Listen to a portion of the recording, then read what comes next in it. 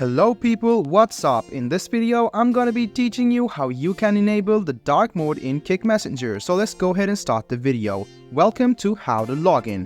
First of all, what you need to do is click on the Kick Messenger app on your phone. If you don't have it, don't you worry because you can download and install it from the Play Store quite easily. Go ahead and open a Kick account. And then the next thing you want to do to turn the dark mode on is click on the profile on the top right hand corner of your screen. So after you click on it, scroll all the way down and find chat settings. As you find chat settings, click on it and you can see dark mode right below the autoplay videos option. So go ahead and turn this button and you can see the whole interface has gone dark. You can enable or disable it with a single button, as you can see. I hope this video about how you can enable or disable the dark mode on your Kick Messenger app was helpful for you. If you still have any kind of confusion, please do mention us on the comment section down below.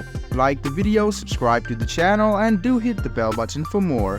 Hope to see you in the next video as well. Until then, goodbye, take care and make sure you enjoy.